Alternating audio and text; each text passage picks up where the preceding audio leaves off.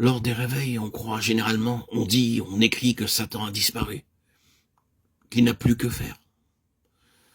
En réalité, il n'a jamais été si actif.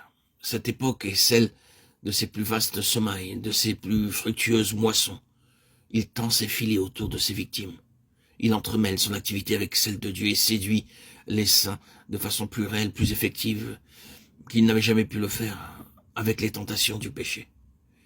Il imite, il contrefait, il ment. Il recourt à ses anciennes méthodes avec les convertis, qui, ayant remporté la victoire sur le péché, celui dont ils ont conscience, s'imaginent n'avoir plus rien à faire avec l'ennemi, ni rien à redouter de lui. Ils le croient bien loin, parce qu'ils ne le connaissent pas. Or, son absence n'est qu'apparente. Jamais Satan n'a été aussi actif parmi les enfants de Dieu lors des périodes de réveil. Le but que poursuit le diable, c'est d'arrêter le réveil, d'enrayer la puissance divine à l'œuvre dans le monde, dans une communauté, dans une localité, dans une église. Et jusqu'ici, tous les réveils qui ont visité l'église endormie ont cessé après un laps de temps, plus ou moins long, parce que l'église ignore les lois spirituelles de la collaboration avec Dieu, parce qu'elle ne discerne pas l'action perfide, subtile, rampante des puissances des ténèbres. L'ennemi a donc le champ libre et réussit à atteindre les enfants de Dieu. Ceux-ci, baptisés de l'esprit, ont pénétré dans le monde spirituel, où ils entrent en contact avec des êtres spirituels mauvais, dont ils ignorent jusqu'à l'existence. Ils sont seulement conscients de forces spirituelles et de choses qui, pensent-ils, doivent être de Dieu, puisqu'ils ignorent que les esprits mauvais peuvent contrefaire l'action divine, et ils tombent dans les pièges de l'ennemi.